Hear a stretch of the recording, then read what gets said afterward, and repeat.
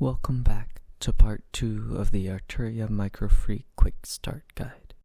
We'll be talking about signal flow, onboard effects, oscillator and initialized setup, routing, and connecting to other devices.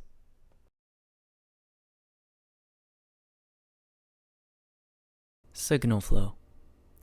Signal flow is the pathway that audio moves through the device.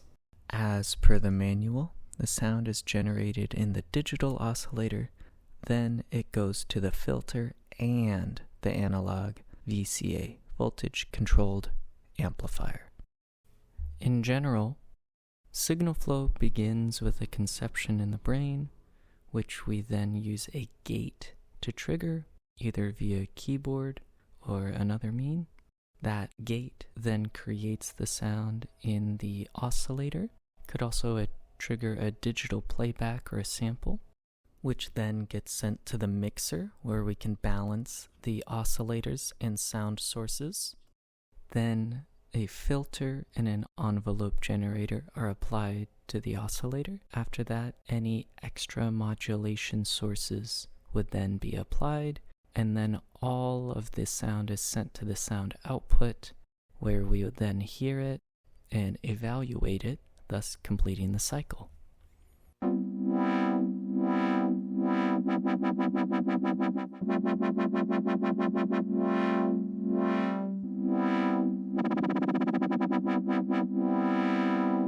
Effects. There are no onboard effects, only manually created ones. So there are no global effects that can just be applied to any patch. There's no reverb, no delay, no chorus that can be globally applied to any oscillator or sound. Now, some oscillator engines do have a chorus effect built into them. Wavetable, SAW-X, and Harmo all have a chorus effect built in on the macro shape. You can create a tremolo, vibrato, glissando, and a whole variety of other effects using the LFO or other modulation sources.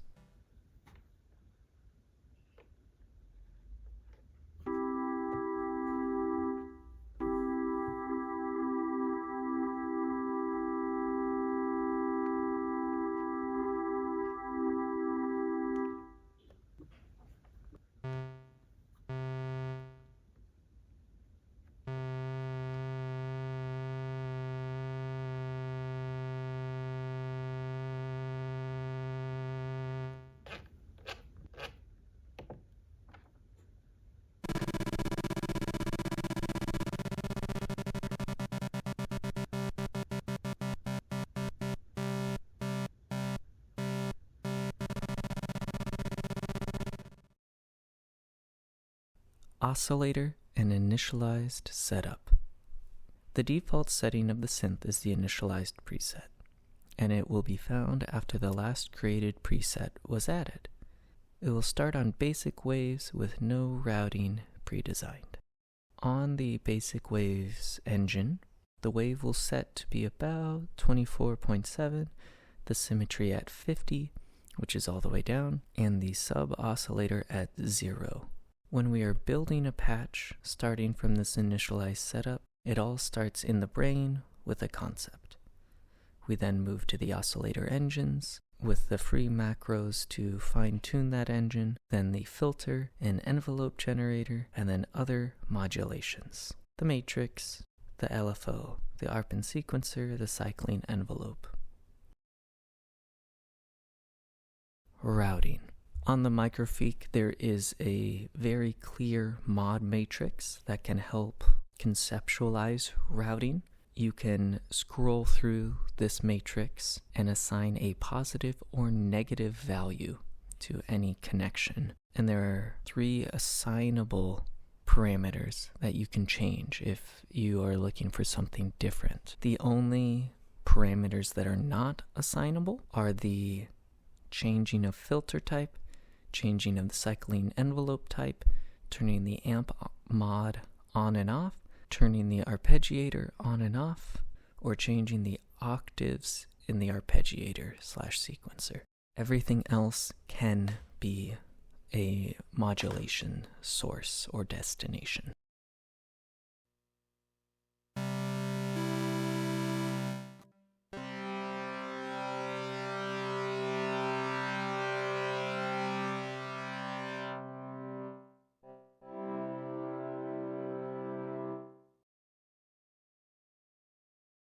Connecting to other devices.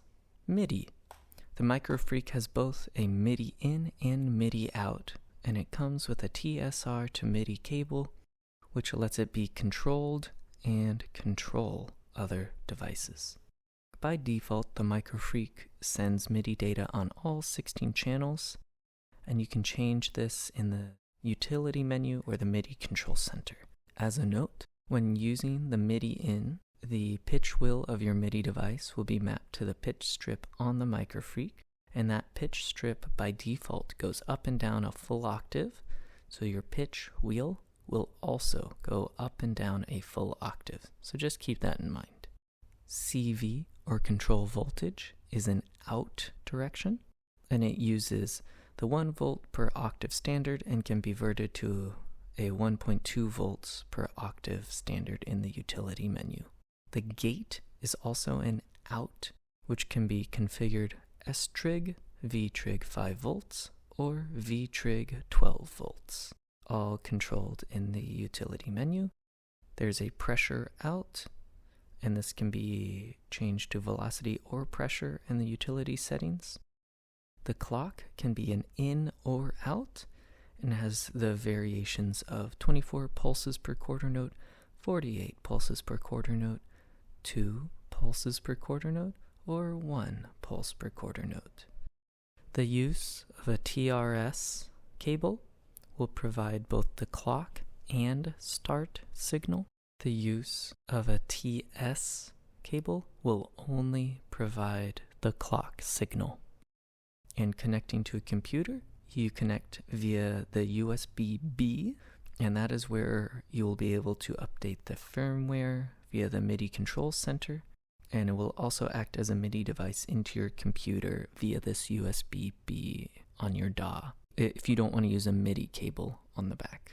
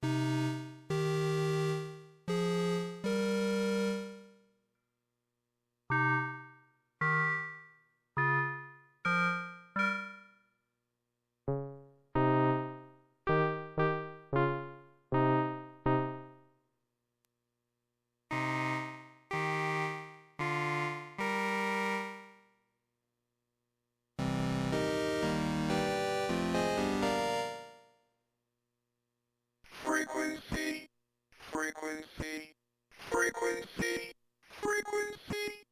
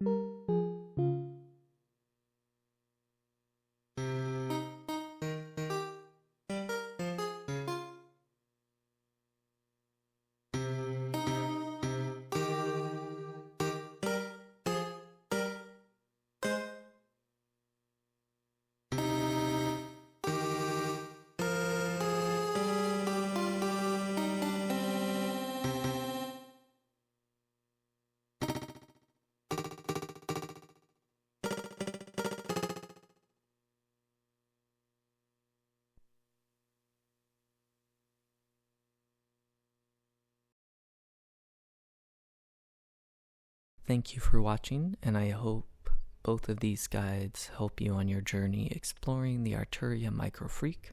It has been a great teacher of synthesis and is a great introduction into the possibilities and flexibility that synthesis in general offers.